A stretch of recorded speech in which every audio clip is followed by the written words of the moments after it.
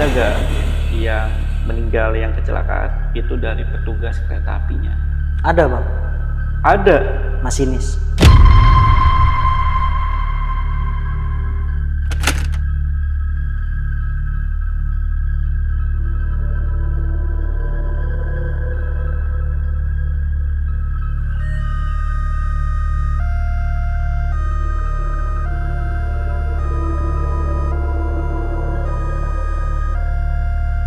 Dia lagi ngatur penumpang buat naik. Info dari temannya itu dia ngelihat ibu sama anak berdua di tengah rel. Dia pas ada kereta mau lewat, dia kejar lah si dua orang itu. Dia kejar, pas dia lagi lari itu kereta udah datang dari belakang. Pas dia nengok kesabet kepala. Masih hidup.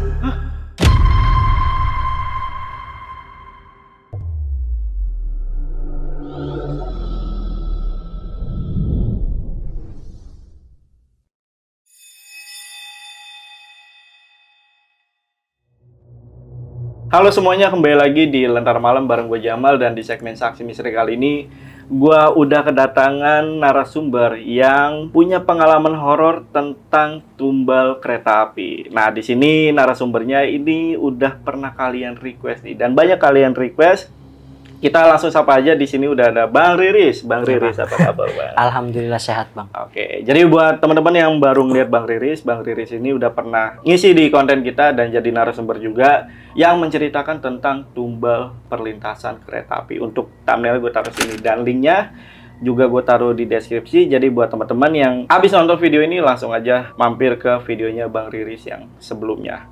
Nah, kita lanjutin nih, Bang. Ada apa lagi nih di perlintasan kereta api deket rumah lo ini? Balik lagi ke cerita yang udah agak lama juga ini ceritanya, Bang. Gue waktu masih SD, sekitar gue masih kelas 4, kelas 5 SD, kejadiannya itu. Oke. Sore kejadian. Sore nih. Jadi nanti ada beberapa cerita nih. Ada beberapa cerita, ada 3 Bang yang gue mau ceritain. Ada 3 cerita ya.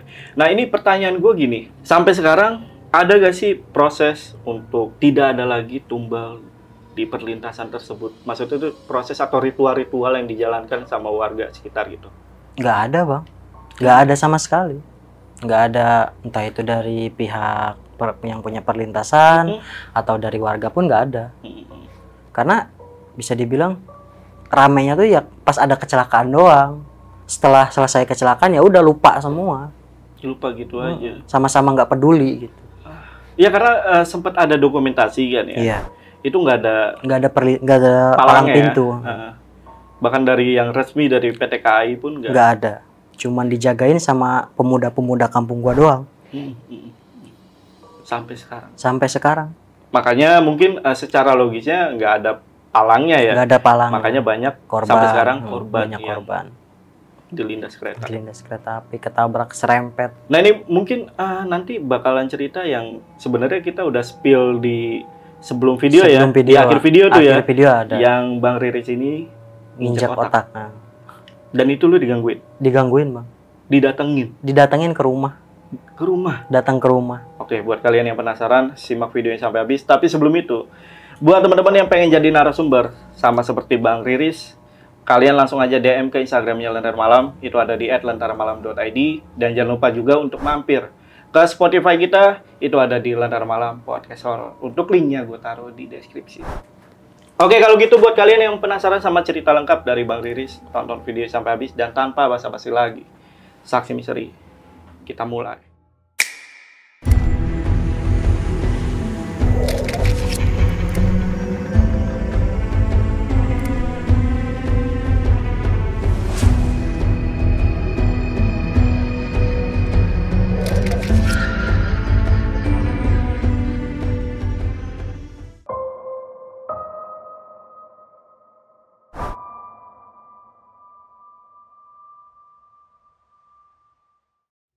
Jadi kejadian yang ini, Bang, kejadian itu udah lumayan lama juga. Sekitaran gue masih kelas 4 atau kelas 5 SD lah. Waktu itu kejadiannya sore. Gua lagi main-main kan sama anak-anak. Tiba-tiba orang rame, ada yang ketabrak katanya. Akhirnya kita pada pergilah pada ngeliat kan. Nah, si lokasi ketabraknya ini di pintu kereta, Oke. tapi agak kesananya lagi disebutnya Gonggo. Itu jalur irigasi. Kita ngelihat ke situ, kita datang, ada yang ketabrak. Orang katanya pulang dari sawah. Pulang dari sawah, keserempet, cuman badannya utuh, Bang. Badan utuh, kepala doang. Kenapa kepalanya? Kepalanya tuh pecah, Bang. Jadi yang gua lihat, walaupun posisi gua agak jauh, nggak terlalu jauh juga, itu kelihatan badan utuh, cuman kepalanya tuh udah kayak gepeng. Entah itu udah kosong isi kepalanya karena pecah, gua nggak tahu. Dan di situ di tempat gua berdiri, persis di bawah kaki gua dan gua injak otaknya, Bang. Tapi ini lu sengaja atau tidak sengaja? Nggak sengaja. Nggak sengaja ya? Oke. Dan pun gua baru sadar itu otak itu bapak-bapak ngasih tahu gua, jangan diinjak, katanya itu awas otaknya. Gua nengok ke bawah, gua angkat kaki, baru kelihatan otak. Karena kan gini, kenapa gue nanya sengaja atau tidak sengaja? Ini kejadian pada waktu lo SD kan? Masih SD. Kadang anak kecil kan? Iya. Ya kayak gitulah ya, iseng gitu. Iseng. Emang gua itu nggak sengaja. Oke. Bener nggak tahu. Dan gua sadar itu otak pun karena dikasih tahu bapak-bapak itu. Oke, lanjut. Dari situ gua pindah, di posisi gua ngelihat itu pindah, gua agak maju, dan di sepanjang jalan yang gua lewatin itu ada entah itu daging atau darah kental, ada segede-gede gini kan, bercecer di situ tuh. Gua nyari pijakan yang kiranya gua nggak nginjak apa-apa gitu. Yang gua ingat udah aman nih, gua berdiri di situ, gua ngelihat, gua merhatiin terus ke si jenazah itu. Gak lama gua pulang. Gue pulang itu habis kejadian itu nggak ada teror apa-apa, nggak ada gentayangan apa-apa. Beberapa hari tuh tenang-tenang aja. Cuma ya kayak sebelumnya, tiap ada yang ketabrak pasti sepi. Belum ada yang bilang ini gentayangan, belum. Nah itu udah sekitar 3 atau 4 harian lah jedanya itu. Udah mulai ada yang ngomong katanya. Ada yang ngeliat katanya di pintu rel lagi berdiri katanya. Cuman itu gue juga nggak tahu karena kan nggak ngelihat langsung kan. Cuman udah mulai geger tuh, ada yang ngeliat di pintu rel, ada yang di irigasi, ada yang di tempat posisi dia ketabrak itu berdiri di situ. Dan pengalaman yang gue alamin itu selama gue pakai sendal yang bekas nginjak si otak itu, gue tuh selalu jatuh, Bang. Entah itu pokoknya kayak kesandung, kepleset, tapi nggak jelas kesandungnya kesandung apa, keplesetnya kepleset apa tuh nggak jelas. Tapi yang pasti tiap gue pakai sendal itu gue pasti jatuh terus. Jadi gue kan punya sendal 2. Yang satu yang buat nginjek itu sendalnya sendal Eger KW, Bang. Sendal-sendal KW kayak gitu. Yang satunya sendal-sendal jepit biasa. Kalau pakai yang sendal jepit yang nggak pakai nginjek otak itu, gue main normal seharian. Jangankan jatuh, kesandung pun enggak gitu. Aman aja. Tapi kalau gue pakai sendal yang satunya, pasti tiap main jatuh lah, kepleset lah, segala macam, sampai banyak luka di kaki, di tangan, dengkul karena sering jatuh itu. Akhirnya puncaknya itu gua jatuh, kaki sebelah kiri ini cowak, Bang. Cowak itu kayak lecet, cuman dalam lecetnya itu. Segede gini. Pulang gua pincang, diomelin lah sama orang tua kan. Kenapa lu, katanya? Kamu makanya jangan main terus, bukan main terus. Gua ceritain, Bang. Ini kalau pakai sendal ini tuh jatuh terus, katanya. Jangan nyalain sendal, kamunya aja yang badung, kata orang tua. Enggak, soalnya sendal itu dipakai bekas nginjek otak yang ketabrak kemarin. Gue ceritain gitu. Akhirnya ibu gue kaget, langsung dibawa ke almarhum mamang gue, Bang. Almarhum mamang gue dibawa ke bawah sana. Ternyata kaki gue ini dipegangin terus sama si almarhum. Iya. Jadi si kaki gue tuh kalau pakai sendal itu almarhum tuh megangin terus. Jadi gue sengaja dibikin jatuh terus. Bikin jatuh, kepleset. Akhirnya diobatin, suruh dibuang sendalnya. Suruh dibuang karena gue pulang dari tempat gua malam. Udahlah, gue buangnya itu besok pas mau berangkat sekolah. Itu pas mau gue buang kan gue jingjing, Bang. Ada yang kalau sendal-sendal KW kan cepet banget copot lemnya kan. Iya. Itu ada lepas, gue lihat, Bang, di dalam tuh ada hitam-hitam segede gini. Gue colek-colek pakai kayu, itu entah itu otaknya entah itu daging di dalam sendal itu. Masih kesisa ya? Masih kesisa di situ. Ternyata mungkin pas gua nginjek itu, atau mungkin pas gua lagi nyari jalan biar nggak nginjek apa-apa, si daging itu atau otak itu masuk. Dari situ gua baru gua cerita ke ibu gua, ternyata mungkin dia megangnya itu karena organnya itu ada di sendal gua. Iya. Masih ada sisanya. Masih ada sisanya. Untuk lo sadar kalau misalkan lo pakai sendal itu jatuh terus, itu di momen apa gitu lo sadar? Gini bang, gue emang suka main, suka lari-larian kan. Mm-mm. Itu tapi sehari itu gue bisa jatuh sampai 3-4 kali bang. Ih. Pakai sendal itu. Seperti yang gue bilang tadi, kaki, tangan tuh banyak luka bang. Banyak banget luka. Kaki lo bopengan lo. Bopeng. Banyak korengnya nih, bekas korengnya. Budukan. Bekas koreng banyak bang. Eh. Waktu kecil itu, karena yang sering jatuh itu. Dan itu pun kalau gue ke sawah ya kan. Waktu itu kan lagi musim kemarau. Mm-mm. Kalau kepleset apa, sedangkan sawah itu lumpurnya itu lagi kering-keringnya. Jadi nggak masuk akal lah jatuh-jatuhnya itu. Lo sempat disalahin gak sih sama beberapa warga yang mencoba untuk evakuasi jasad si bapak ini? Sempat diomelin. Sempat diomelin. Karena sorry ya, maaf ya, ini otaknya jadi hancur atau benyek dong. Emang otaknya tuh udah hancur bang. Jadi nggak utuh bentuk otak bang. Cuman ada segede gini lah.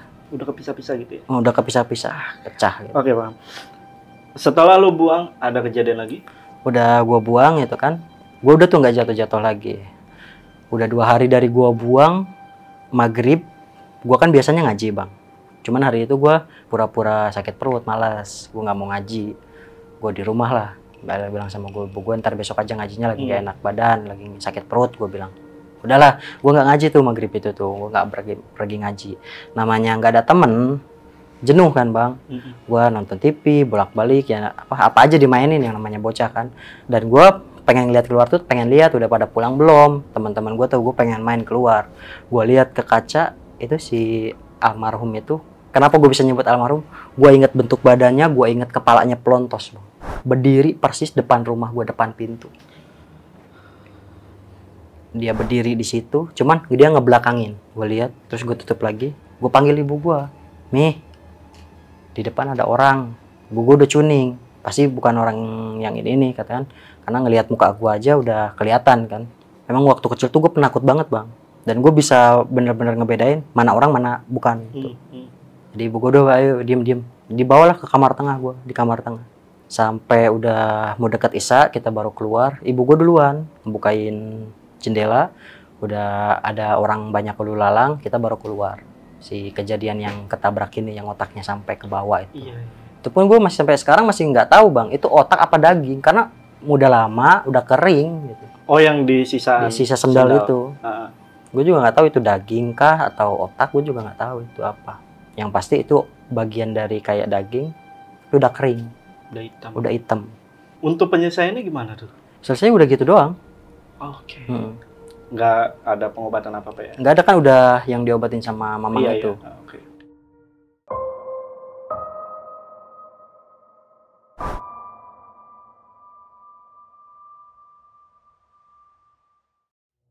Ada lagi cerita, gue lagi nongkrong bang. Jadi di pintu kereta itu kan sebelah sananya lagi ada stasiun bang. Stasiun kereta Cipenagara. Itu di situ tuh kalau malam minggu tempat orang nongkrong, banyak yang pacaran lain sebagainya kan, karena situ remang-remang bang, gelap. Orang tuh banyak bang kalau malam minggu di situ rame. Dilalah kita lagi mau main, cuman nggak ada punya ide mau main kemana kan. Kita mainlah ke peron itu. Kita nongkrong di situ 8 orang jumlahnya bang. Nongkrong sampai jam 9. Gue tuh ngantuk banget bang, minta pulang. Gue pengen pulang ya, gue pulang duluan. Karena dari peron itu ke rumah gue paling 200 meter, gue jalan pun bisa gitu, nggak usah dianterin. Mana anak-anak bilang, tanggunglah, masa jam 9 udah pulang katanya. Ntar jam 10, udahlah karena nggak enak kan, gue turutin anak-anak tuh sampai jam 10. Sekitar jam setengah 10, teman gue tuh berdua pergi. Dia bilang, gue beli rokok dulu ya katanya, sama kopi, katanya udah habis kan kopinya sama rokoknya. Sebenarnya di situ ada warung juga bang. Ada warung di si stasiun itu tuh, di bawah stasiunnya persis tuh ada warung. Cuman rokok yang kita pengen itu nggak ada di situ. Jadi dia pergi pakai motor kan. Setelah dia pergi, nggak lama kita lagi ngobrol-ngobrol. Gua nengok, kan kalau ngobrol gua nggak bisa diem gini aja kan. Kalau lagi nongkrong, gua cengok-celengok. Di belakang teman gua itu ada orang bang. Jadi nambah 1 orang. Kita kan nongkrong 8, ya kan? 2 pergi harusnya 6 kan? Itu gue lihat di situ nambah 1 orang. Di situ emang gelap pak, gelap. Tapi segelapnya di situ kita masih bisa lihat orang, masih bisa ngelihat gitu muka teman sama orang di sekitar kita itu. Tapi untuk 1 orang ini, gue nggak sama sekali bisa ngelihat mukanya. Buram atau gimana? Kayak buram aja, gelap gitu, kayak gelap aja, gue nggak bisa ngeliat mukanya. Dia persis duduk di sebelah kiri, di belakang teman gue. Dia duduk di situ. Gue nanya ke teman gue samping gue, namanya Jaka. Jak, takutnya ada yang ngajak teman kan? Tadi di sini kita berapa orang? 8. Nggak ada yang ngajak teman yang lain? Nggak ada, kata dia. Ada apaan sih? Nggak. Gue nanya lagi, bener 8? Iya. Dia cuning tuh ngelihat muka gue kayak gitu, nanya kayak gitu. Ada apa, Riz? Katanya. Gue masih jawab tuh enggak. Dia celang celinguk, Bang. Nah, di peron itu kan di bawahnya ada rumah kosong. Dia cuningnya gue ngelihat setan di rumah kosong. Padahal di situ udah jelas gue nanya kan di sini kita berapa orang kan. Dia malah cuningnya tuh yang di rumah kosong, sangkainnya di rumah kosong. Gue bilang bukan di sini. Terus dia nyari, Bang. Nyari di mana? Di mana? Gue udah nggak banyak ngomong tuh. Akhirnya lihat gelagat gue berdua sama si Jaka, yang lain pun nanya, ada apaan sih katanya. Bisik-bisik mulu berdua katanya. Gue minta pindah, Bang. Pindah yuk, duduknya jangan di sini. Mana tuh depan stasiun. Anak-anak bilang jangan di depan stasiun. Takut yang dua nyangkain kita pulang. Akhirnya kita pindah geser cuman beberapa meter depan genset, Bang. Depan genset itu terang di situ.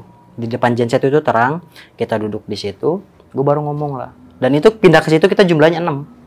Jumlahnya jadi 6 juga. Padahal tadi pas duduk, itu bener, Bang. Selama gua ngobrol sama si Jaka, gua sikut-sikutan gini sama si Jaka ngobrol. Itu dia masih di situ terus. Nggak ngilang-ngilang. Tapi pas kita pindah bangun, dan itu bener gua nggak ngelihat dia bangun atau enggaknya. Gua nggak ngelihat sama sekali dia bangun kah, dia pindah kemana, gua nggak tahu. Yang pasti pas udah di deket genset itu udah terang, gua hitung ada 6. Jumlahnya kembali normal 6. Yang tadinya 7 orang nambah 1 gitu kan. Karena yang dua lagi masih di warung nyari rokok. Akhirnya gue cerita di situ, anak-anak pada nggak percaya, sangkain gue bohong. Akhirnya si Jaka juga ikut nimbrung. Iya, katanya bener. Orang tadi kelihatan banget kok mukanya, katanya orang ketakutan kan. Udah bentar dah kita pindah katanya kan. Pindah, nunggu si 2 orang datang ini dulu. Takutnya kita pindah dia nggak tahu, sangkain kita pulang gitu kan. Dia udah datang, kita pindah lah. Nah itu kita pindah nggak jauh ke stasiunnya, ke arah stasiun, tapi bukan di depan. Tapi di belakang stasiunnya, tempat orang mau kayak penumpang kayak mau naik tuh di belakang lewat situ, ada tangga. Nah kita di tangga situ, Bang. Kita lagi nongkrong di tangga situ. Ini ada base-besan, gue duduk di tengah sini. Gue masih kayak semula, gue celangak, selingkuh. Ngelihat ke arah genset itu. Nah si genset ini yang belakangnya tuh kan emang agak gelap, Bang. Karena udah mau turunan gitu kan. Nah untuk info aja, si genset ini posisinya di atas, Bang, di peron ini kan. Nah di sini tuh nggak ada tanah, Bang. Jadi dia bentuknya gini. Oke. Jadi otomatis ini tuh kayak panggung. Si belakang genset ini kayak panggung berdiri gini. Gua ngelihat ada orang berdiri. Orang berdiri di luar pagar genset itu. Dan secara logika siapa yang bisa berdiri di situ? Sedangkan di situ nggak ada pijakan apapun. Berarti kayak ngambang. Kayak ngambang. Kayak ngambang deh. Karena dia nggak megang apapun, karena dia berdiri berdiri lurus. Gua lihat, gua nunduk lagi, gua ngelihat lagi masih ada. Gua nunduk lagi, nanya lah temen gua, ada apaan? Yang berdiri, gua bilang di situ. Kenapa sih, katanya ada apaan lagi, katanya. Kata temen gua ya si Jaka itu. Tuh, gua ngelihat ada orang berdiri, gua bilang di situ. Yang 2 ini kan kita nggak ceritain, Bang, nggak kita ceritain apa-apa, jadi dia nggak tahu. Akhirnya dia nanya sih, ada apa sih? Gua ceritain, lu bohong lu, katanya. Lu mah bilang aja pengen pulang, katanya, nyari alasan. Tetap yang 2 ini karena emang nggak tahu cerita dari awal, dia nyangkanya gue tetap bohong karena gue pengen pulang, Bang. Akhirnya salah satu teman gue nyeletuk. Gue juga tadi ngeliat, cuman nggak berdiri, cuman sekelebat doang kayak bayangan, kata dia tuh. Cuman gue nyangkanya itu dia bukan yang kayak begituan, orang pacaran mau pulang, bayangannya ke senter lampu. Cuman emang lihat sih, gue juga tanya ada lewat. Udah yuk pulang lah.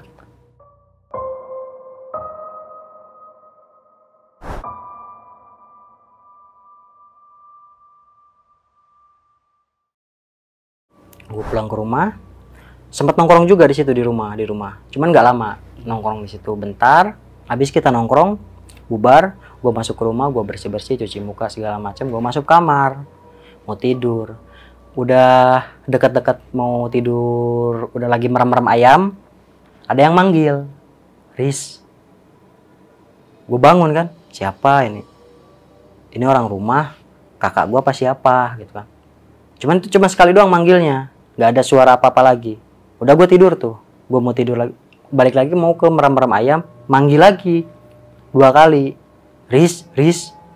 Gue bangun kan, gue lihat, gue nyari gitu siapa.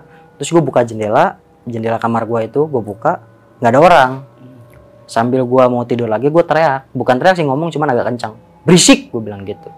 Pas abis ngomong gitu, gue baru mau tidur, kaca kayak ada yang mukul, kencang banget.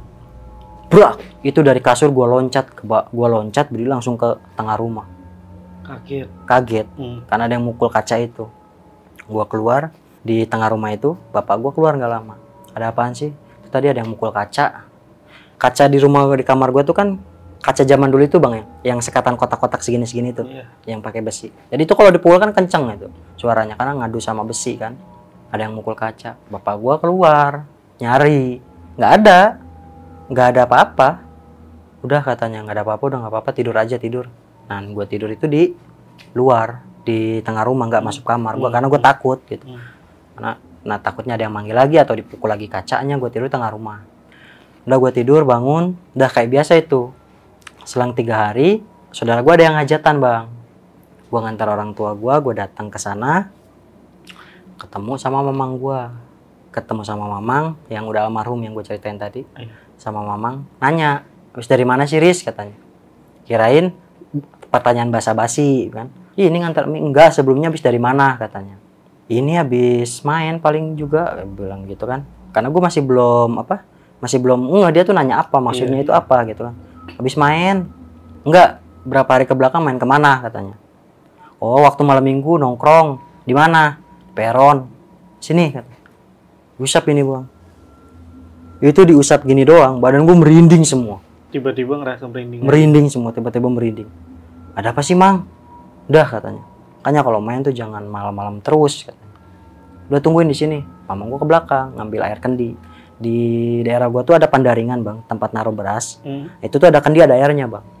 Nah, dia ngambil air dari situ, minum katanya. Gue minum terus gue cuci mukain, ada apa sih? Baru dia bilang ada yang ngikutin katanya. Pantesan.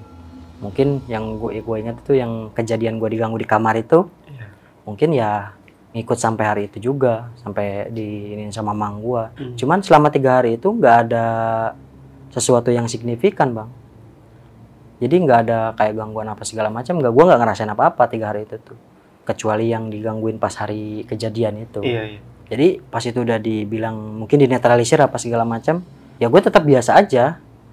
Yang gue rasa cuma pertama itu pas diusap badan gue itu merinding doang, udah nggak ada lagi. Tapi setelah itu nggak ada kejadian lagi? Nggak ada kejadian apa-apa lagi. Nanya gak sama mamang? Nanya. Ini sosok apa gitu? Gue nanya gue bilang kan, apa sih ini? Udah pokoknya dia ngikut. Jadi mamang gue tuh kayak waktu kejadian sendal pun dia nggak ngasih tahu di sendal gue ada apa. Dia cuma nyuruh gue nyuruh buang doang.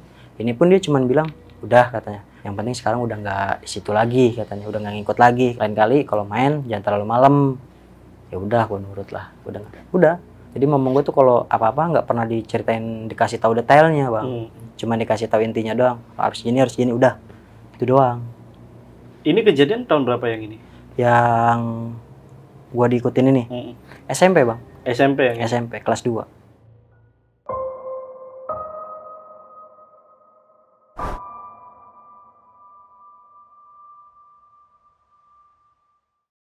Ada lagi garis?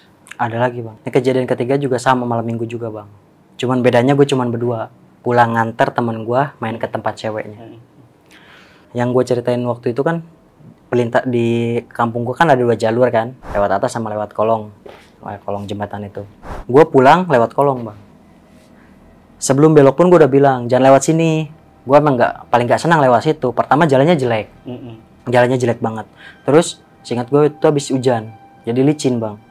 Gue takut jatuh. Jangan lewat sini, udah nggak apa-apa. Mungkin dia kekeh lewat situ karena emang mungkin lebih dekat kalau dari arah tempat dia dari main tempat pacarnya itu. Itu sekitar jam 10:30-an. Nyampe situ tuh. Udahlah gue nurut aja karena dia yang bawa motor kan. Gue nurut. Pas nyampe kolong, persis pas nyampe kolong tengah-tengah. Tahu gelutuk sengir bang? Apa itu? Kepala doang. Itu gue lagi di tengah-tengah, pas banget tengah-tengah. Gua nenggak ke atas cor-coran itu ada kepala. Kepala manusia. Gelutuk sengir. Gua langsung tepak pundak teman gua. Ayo cepetan gas, ayo cepetan gas. Dia malah nyari, bukannya digas malah celanga-celinguk. Ada apaan? Itu jelas banget kepala orang. Gua lagi nengok ini, dia ngeliatin persis ke gua. Si kepala itu. Gua bilang, ayo cepetan jalan. Gua bilang, ayo cepetan jalan. Apaan? Cepetan jalan. Udah jalan, agak jauh, gua bilang, ada gelutuk sengir. Gelutuk sengir, di mana? Itu pas di atas peron, di atas coran. Gua bilang, di atas coran itu, yang pembatas penyangga jembatan, gua bilang.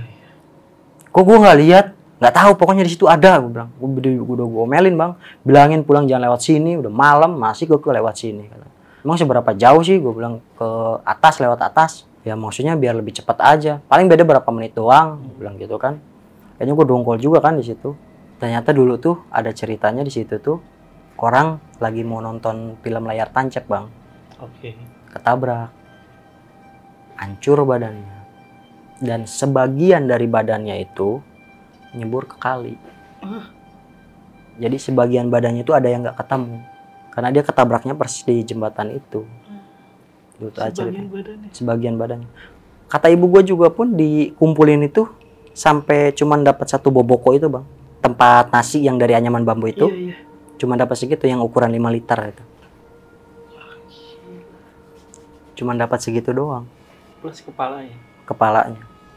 Ya mungkin kepalanya dibawa ada di situ ya pokok orang hancur, Bang, badan. Dikumpulin dapat segitu doang badan. Sorry, dari warga kampung lu? Dari keluarga kampung gua juga. Cuman yang kampungnya lebih ujung, paling ujung kampung gua. Posisinya di situ. Untuk kejadiannya ini tahun berapa nih? Kalau itu lama banget, Bang. Kejadiannya itu pas 2017 apa ya? 2017 2018. Kejadian kecelakaan si orang ini. Orang ini.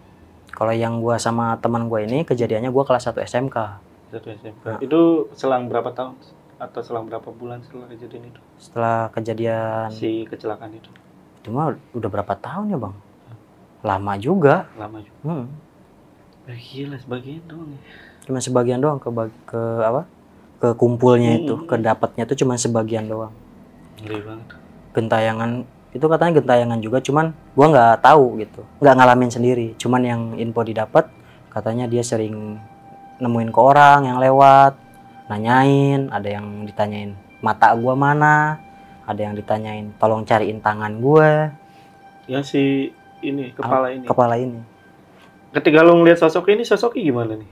Jadi kepala, tapi nggak ada rambutnya, Bang.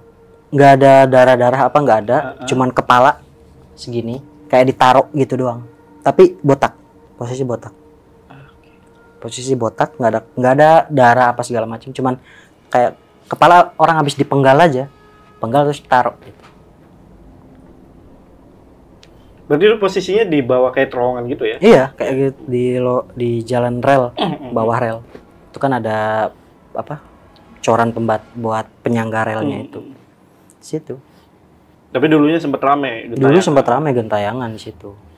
Teman ada yang lihat yang soal kepala itu? Yang soal kepala itu nggak lihat. Nggak ada. Dia sampai rumah pun masih nanya ada di sebelah mana. Padahal udah gue kasih tahu itu sebelah situ pas coran itu sebelah kanan itu. Tapi tetap dia karena nggak lihat, ya udah dia mah cuek aja. Nah, ini balik lagi ya ke cerita yang pertama ya, yang lu nginjak otaknya. Ini sosoknya kan sempat gentayangan nih. Sempat gentayangan. Boleh ceritain nggak yang agak detail yang pernah lo dengar dari orang-orang itu? Yang gua dengar itu, Bang, ya, dari orang-orang setelah berapa hari setelah kejadian itu, dia sering nunjukin ke orang, cuman dia nggak nyampein sesuatu, nggak nyampein apa-apa, cuma nunjukin dia ngedatengin orang doang. Kayak dia kan korban si almarhum ini dari kampung tetangga. Nah di kampung tetangga itu katanya orang-orang yang kenal dia itu didatengin semua. Entah itu pas malamnya, entah itu pas sorenya, entah itu pas subuh. Pokoknya orang yang kenal dia itu semuanya didatengin.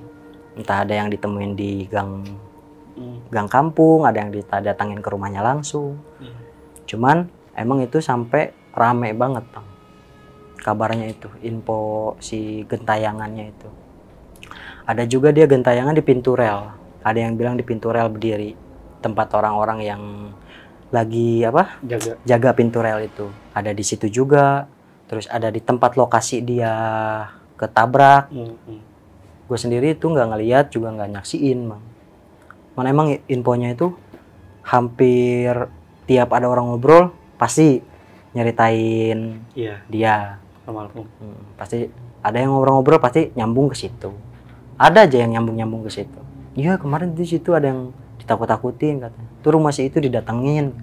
Tuh rumah si itu didatengin. Tuh dia lagi ngeronda didatengin. Ngeri banget sih rumah lu.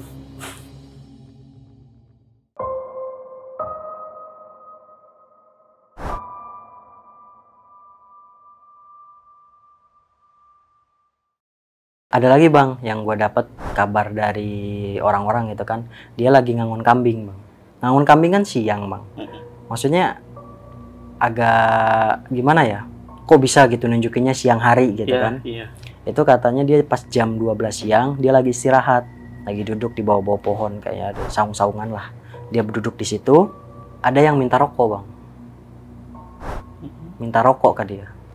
Sebenarnya dia tahu sebelum semasa hidupnya si almarhum ini dia tahu karena sering ketemu kan. Dia tahu itu si almarhum, cuman dia nggak cuning si almarhum itu udah meninggal. Dia nggak ngeh si almarhum udah meninggal. Minta rokok, katanya. Dikasih sama dia rokok.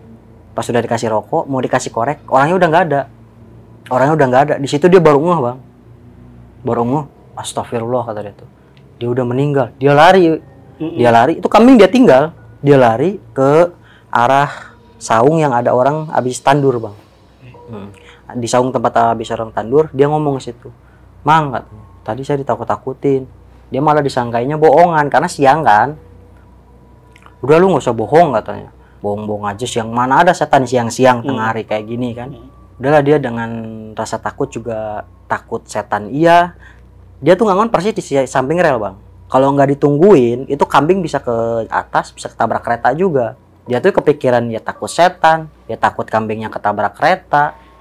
Akhirnya dia maksain datang ke situ, balik lagi ke situ ngambil perabotan dia, kayak mungkin dia bawa bekal atau apa, dia ambil lagi. Pas mau pergi, ada yang ngomong, nuhun, tapi nggak ada orangnya. Pas dia pergi. Pas dia pergi, itu pas ada yang ngomong itu, dia langsung tinggal ke arah pintu kereta api, dia langsung pulang. Itu kambing malah dijemputnya sama bokapnya sama bapaknya. Padahal bapaknya udah tua itu. Suruh ngambil kambing. Untungnya kambingnya nggak kabur ya? Untungnya nggak kabur. Karena emang kalau ngangon di situ, kabur pun bakal ketemu, Bang. Karena jalur cuman berapa meter gitu kan. Nggak bakal bisa ke sana-sana. Wah, karena sebelah sininya dihalang apa? Irigasi, selokan. Tempat jalur air, di atasnya kereta. Ya paling banter-banter kalau hilang ya ketabrak kereta gitu. Kemarin sih lu udah sempet bilang ya kalau memang ada kejadian lagi yang ketabrak di sana ya. Belakangan yang ketabrak di sana itu gentayangan lagi ya. Yang terakhir ini. Yang terakhir yang kemarin itu. Gue belum dapat kabar sih, Bang, kalau itu, Bang. Belum dapat. Gentayangan-gentayangannya. Cuman kayaknya gak gentayangan deh. Soalnya kalau gue pulang itu biasanya kan suka gue main kan, main. Pasti ada yang ngomong, itu yang ketabrak kemarin itu gentayangan gini. Nggak ada, ini gue nggak dapat cerita apa-apa pas pulang itu juga. Jadi mungkin yang kecelakaan kemarin mungkin entah dianya juga udah ikhlas mungkin, atau dia benar-benar disempurnain sama keluarganya jadi biar gak gentayangan.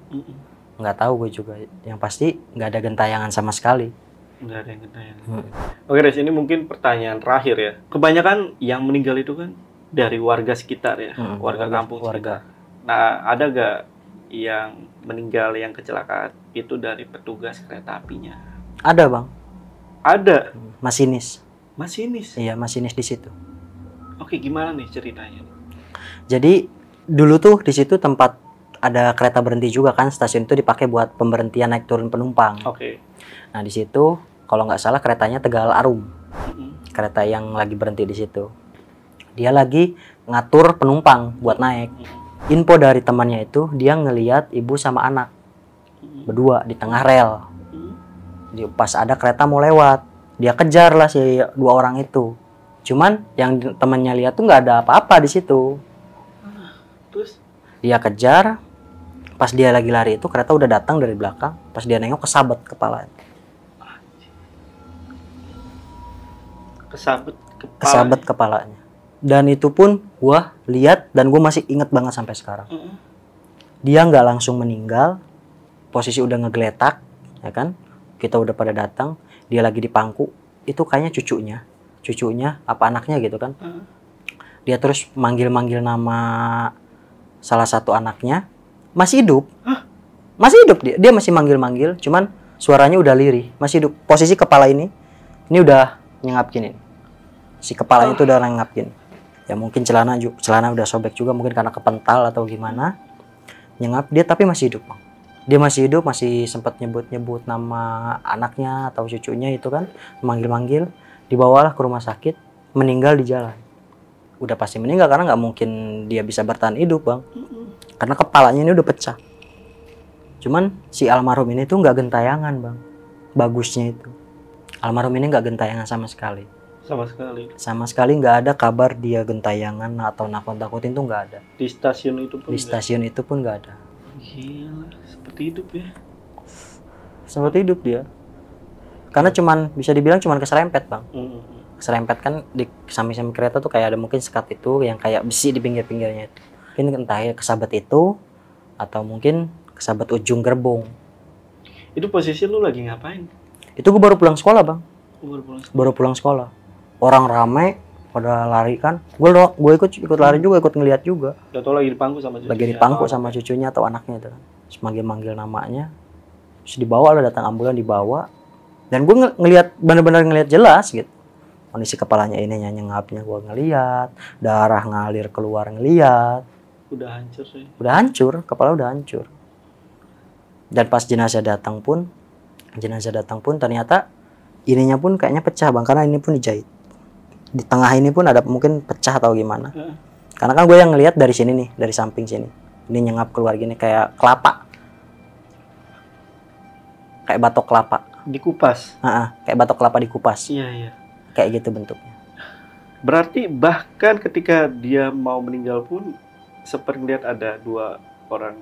Ada dua orang. Ibu dan anak, tapi yang lain nggak ngeliat. Nggak ngeliat. Nggak ada yang ngeliat sama sekali. Masih berkaitan sama hal mistis juga ya? Masih hal mistis juga, Bang. Cuman entah itu setan dari mana, kita nggak ada yang tahu juga. Iya. Oke, mungkin sampai sini aja kali ya? Udah, untuk perlintasan kereta api udah sampai sini doang. Udah sampai sini aja. Oke. Tapi ada pengalaman horor yang lain? Ada, Bang. Ada. Salah satunya mungkin kita kalau misalkan jadwalin ketemu lagi, lu pengen cerita apa sih? Gue pengen cerita yang gue pulang PKL, ada keluarga anaknya jatuh ke geleng, pecah kepalanya. Suaranya sampai kedengeran. Oh!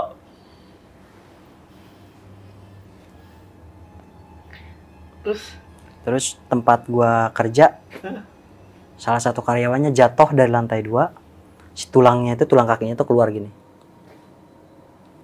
Cerita lu ngeri-ngeri banget sih, Bang. Mungkin buat teman-teman yang pengen kita undang lagi Bang Riris, kalian bisa DM aja ke Instagramnya Bang Riris atau Instagramnya Lentera Malam. Kalau untuk Instagram Bang Riris ada di mana buat teman-teman yang ngingetin lagi? Ada di Yupi 202022. Yupi, oke, Yupi, mantap. Sama buat teman-teman yang mungkin baru ngeliat Bang Riris, sebelumnya Bang Riris ini udah ngisi juga di konten kita. Itu untuk thumbnailnya gue taruh sini nih. Untuk judulnya Tumbal Perlintasan Kereta Api. Ya. Dan ini yang lanjutannya karena banyak yang request. Nah, seperti yang tadi di opening yang gue bilang. Oke, kalau gitu Bang Riris terima kasih udah datang ke Lentera Malam. Dan sama-sama, Bang. Sekali lagi selamat menempuh hidup baru dengan istrinya ya kan. Oke, kalau gitu gua Jamal dari Lentera Malam dan Bang Riris izin pamit. Bye.